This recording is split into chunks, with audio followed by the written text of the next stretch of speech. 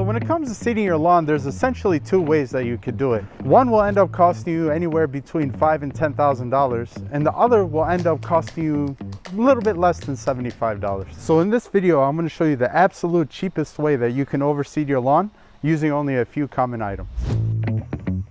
So when it comes to seeding your lawn, a lot of people seem to be intimidated by it. But what I can tell you from past experience is it's not hard at all. You just have to be a little strategic with the timing and be consistent with watering it. And my personal promise to you is you're going to be very happy with the results. So before we get started, there's a few items that we're going to need. The first is a seed spreader. And then second, we're going to actually need our seed for the project. And then third is a sprinkler that has a misting setting.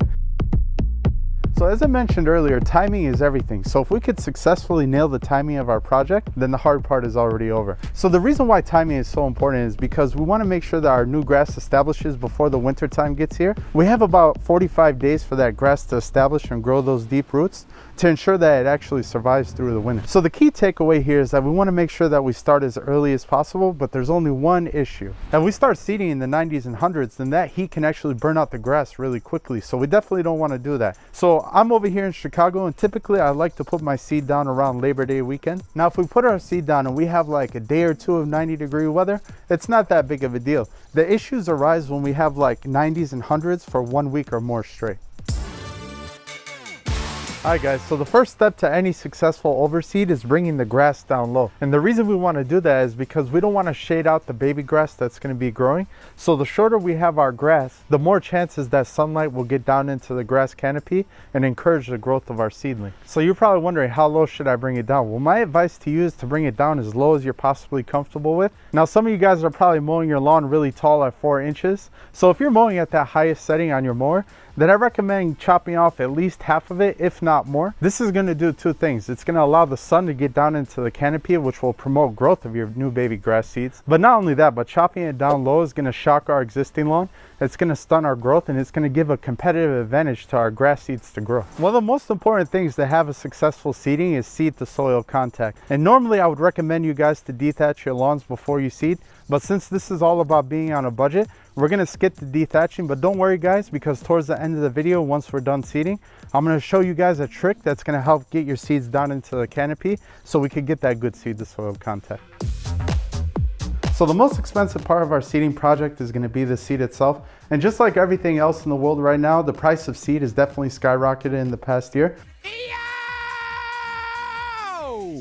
But that doesn't mean there aren't still budget options available for you that you'll still get a good quality seed. All right, so if you're new to lawn care and you're not sure exactly what type of seed you might have in your lawn, then a good seed that I could highly recommend is the Scott's Sun and Shade Mix. And the reason why this is going to be a good option is because it contains a blend of a bunch of cool season grasses. So no matter what kind of grass you already have in your lawn, it's going to blend in easily with your grass. And actually comes in at a good price. If you buy it online at Home Depot, you could get 2 bags for $45, and that covers 5,600 square feet. But me personally, in my lawn, I'm going to be using this seed right here from Twid City Seed out of Minnesota. Shout out to Jesse from Lawn Life for hooking it up. I really appreciate it. These are two different varieties of perennial ryegrass. One is called Hattrick and one is called Fireball. And the reason Jesse picked these specific varieties for me is because they scored the highest when it comes to darkest green color in the NTEP trials, which are testing that university extension offices do.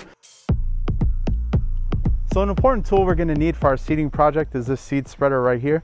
And the reason I like this one specifically is not only is it the cheapest hand spreader that you can get at your local big box store, but because it's small, we'll really be able to dial in those seed applications. So I find usually if you guys use one of those big broadcast spreaders, sometimes it's harder to get the seed exactly where you want it. But because this is small and mini, you can really finesse the seed in the corners. And on a side note guys, if you go to a big box store, you'll see that they have two choices. One is manual and one has a battery.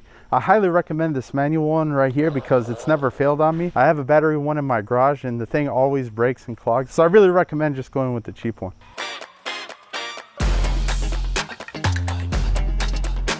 So earlier I promised you guys I was going to show you a trick to get the seeds down into the canopy. So since we didn't dethatch today, all you're going to need is some type of rake, and you just lightly graze over your lawn. It's going to massage the seed through all the thatch and all the dead grass, and that's going to improve the seed to soil contact, which is essential for us to have a successful seeding project.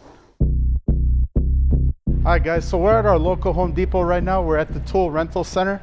And what we're gonna rent today is actually a really cheap tool that's gonna help increase the effectiveness of our germination, and that's gonna be a lawn roller.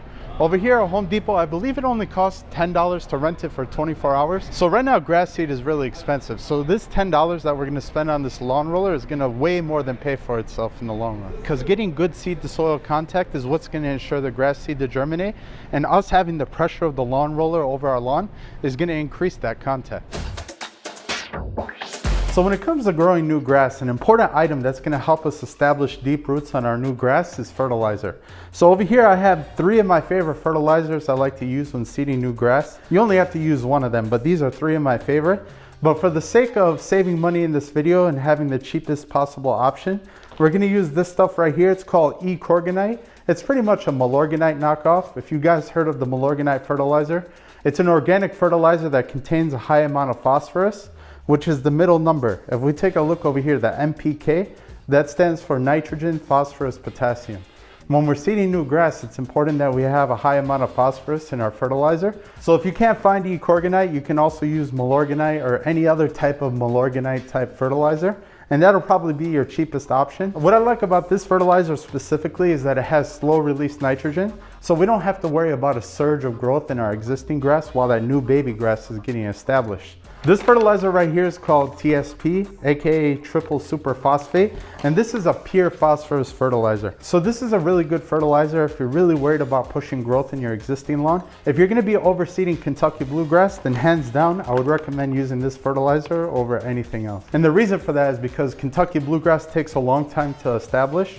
So any kind of delay that we could put on the existing grass from growing is going to be beneficial to a new baby grass growing. And by applying only phosphorus, we're going to be feeding the roots, but we're not going to be promoting top growth. And this fertilizer right here is called Green Pop by Green County Fertilizer. The one thing I like about this is it's in liquid form. So if you're going to be applying any type of like tenacity applications or weed control applications while you're seeding, then you can mix this in the tank while you do it and kind of kill 2 birds with 1 stone.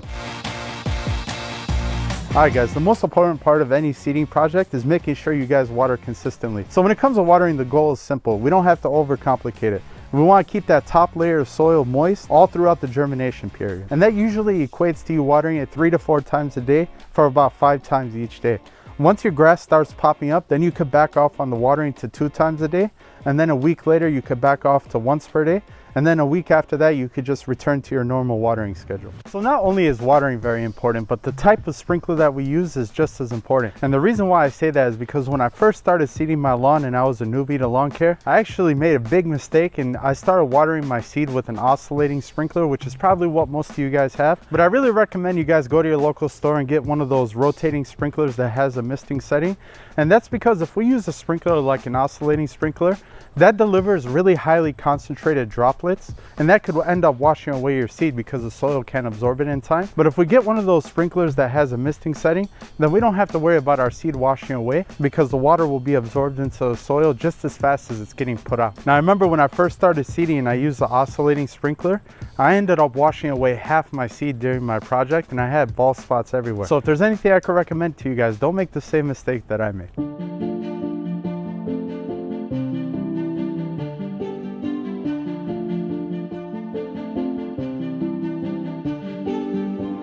But hey, if any of you guys are curious to any of the mistakes you can make seeding your lawn, make sure you check out this video right here. I wish all you guys the best of success in your seeding project, and I just want you to know you got this. And if you found any value in this video, don't forget to hit that like button. I'll see you soon.